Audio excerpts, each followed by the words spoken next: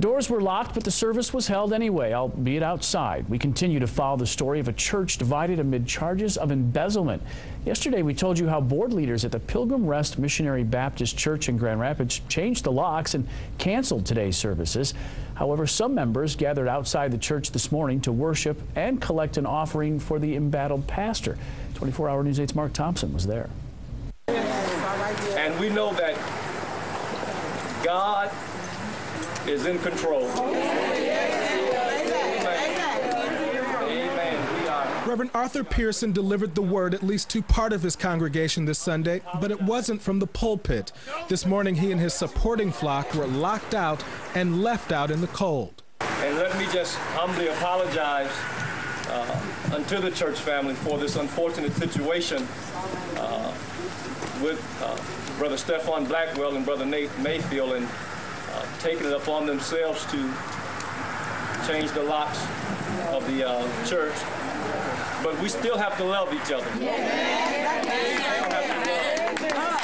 The men the pastor called out are part of the church board leadership that decided to change the locks and cancel services. This amid an ongoing investigation that has split the congregation. This is insane that the members have rights to, and we should be able to be in our own church. Reverend Pearson is charged with embezzling between $50,000 and $100,000 from the church. However, it is yet to be decided if there's enough evidence against him to send the case to trial. Reverend Pearson's attorney wouldn't discuss the pending case, but says the church majority voted 2-1 in favor of keeping Pastor Pearson and says the lockout is illegal. When the civil suit was not successful, they then tried to starve the pastor and his family out of the church by cutting their pay. And when that did not drive the pastor out, they then decided they were going to change the locks and lock the majority membership out of the church. Say thank you, Jesus, for blessing.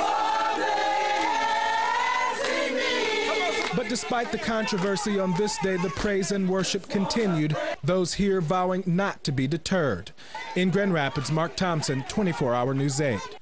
Now, the pastor's attorney says they've tried to negotiate, but the opposing church leaders refused to talk. He calls a scheduled re-election to get Pearson removed next Saturday a sham.